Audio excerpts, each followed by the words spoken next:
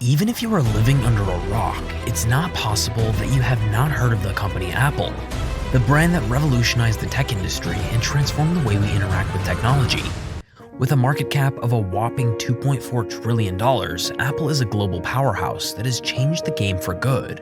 From the sleek design of their products to the innovative features they bring to the table, there's no denying that Apple has made significant strides in the tech world. But with great power comes great responsibility. The visionary Steve Jobs said, "We're here to put a dent in the universe." But at what cost are they putting this massive dent? Does it come with massive costs? In this video, we'll explore the dark side of Apple's success. Apple's products are used by millions of customers who are willing to pay premium prices for them. But behind the sleek design and innovative features of the iPhone lies a dark reality: the exploitation of workers in China by Apple's main supplier, Foxconn.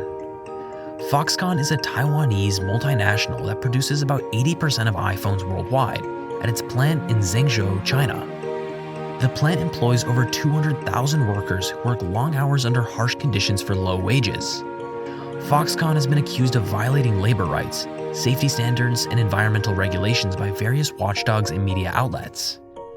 Workers at Foxconn have reported cases of excessive overtime, forced labor, verbal abuse, physical violence, sexual harassment, discrimination, and even suicide attempts. In 2010, 18 people attempted suicide by throwing themselves off the roof of the factory building where they worked. Later, Apple carried out an investigation themselves into working conditions at Foxconn factories and found that they were using underage workers, which they referred to as student interns, a sad reality. Apple claims that it cares about its supply chain and that it conducts regular audits and inspections to ensure compliance with its code of conduct. But these measures have proven ineffective and not sufficient to prevent the widespread abuses that occur at Foxconn. Apple has also tried to diversify its production base by shifting some business to other suppliers or countries such as India. But this move does not solve the root problem of Apple's business model, which is excessive reliance on cheap labor and unethical practices to maximize profits. If this wasn't enough, their supply chain has more blood on their hands. Apple uses a lot of components in their products, and they source these from various places in the world. This also means sourcing so-called blood minerals like coltan.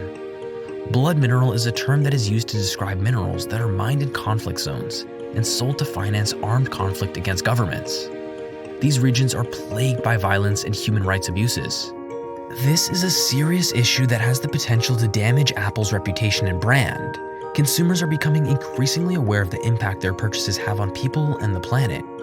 Companies like Apple must take responsibility for their actions and ensure that their products are not contributing to harm. Despite Apple's efforts to responsibly source these minerals and remove suppliers who do not meet its standards, it is questionable how effective these measures would be. Before we get to know how Apple can be considered the digital dictator, we would like you to pause for a moment and think about whether our channel is providing you with good content. If yes, we would like you to subscribe and like the video for great weekly thought-provoking content. If not, give us your feedback in the comments. We would love to know how we can improve and where we can improve. We are grateful that you are here to celebrate the why factor in you. Look at an iPhone nearby. It's hard not to feel like you're in a beautiful walled garden built carefully to contain you. Apple has become a digital dictator, wielding control over every aspect of our digital lives. Apple's obsession with control is evident from the beginning. The App Store, designed to ensure that each and every application running on Apple is routed via them. They have the power to block apps for political reasons or to achieve an agenda. One of the very eerie examples is how they censored apps used by Hong Kong protesters to evade the police during pro-democracy demonstrations. But Apple's control has a lot more going for it than just censorship. One of the main revenue sources for Apple is the App Store. The 30% cut that Apple takes amounts to a whopping $60 billion. Unlike rival mobile app store Google Play, Apple's App Store is the only way someone can interact with applications.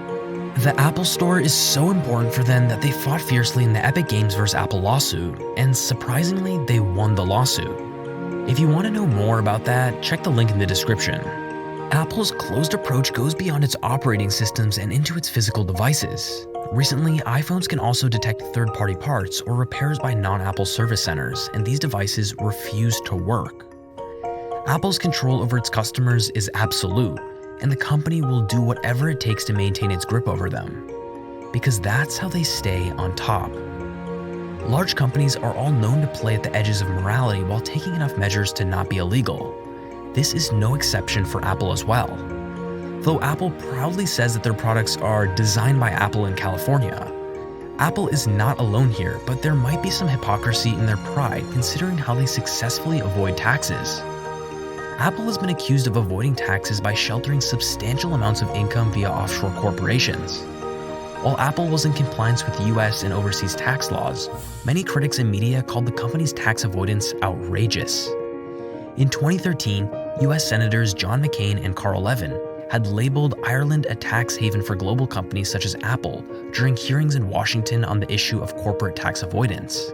The iPhone maker was accused of using a complex web of offshore entities, including its Irish subsidiaries, to avoid paying billions of dollars in US taxes. Apple has faced criticism from various sources for its tax avoidance strategies. In July 2019, Ethical Consumer awarded Apple a worst mark for strategies that were likely to be used to avoid tax. The big 6 US tech firms have been accused of aggressively avoiding $100 billion or 75 billion euros of global tax over the past decade. Yes, that's a lot of money. Taxes are not the only place where you can see the hypocrisy. While Apple is often considered a champion of privacy, its arm lock on users makes it an attractive target for governments that want to spy on their citizens. Apple's public image as a privacy champion is just that, an image. Apple's decision not to mind its users' behavior for advertising purposes is no comfort when it complies with the demands of a surveillance state like China for non-advertising purposes. In 2017, the Chinese government banned the distribution of virtual private networks and insisted on using VPNs with known backdoors to capture and analyze VPN traffic. Apple removed all working VPNs from its App Store in China, potentially enabling the Chinese government's censorship and surveillance of the internet. A year later, we learned the consequences of Chinese state surveillance, with the reports of concentration camps for Uyghurs, Kazakhs, and other predominantly Muslim ethnic minorities in Xinjiang province. Although they have resolved many controversies of the past in terms of improving governance, transparency, and privacy, the resolution seems to come reactively, most times from Apple. For the future, is Apple ready to take responsibility for the morally concerning activities they do? To answer this, we need to wait until the public and media will uncover the next evil deed of Apple and how Apple will take steps reactively. The saga just continues. Thank you for watching. If you want to uncover the why factor of tech, business, and financial stories, we create videos every week on these topics. Make sure to subscribe to our channel and hit the notification bell to be notified of our next video. And if you have any comments or questions, please leave them down below. We love hearing from our viewers. Thanks again for tuning in, and we'll see you in the next one.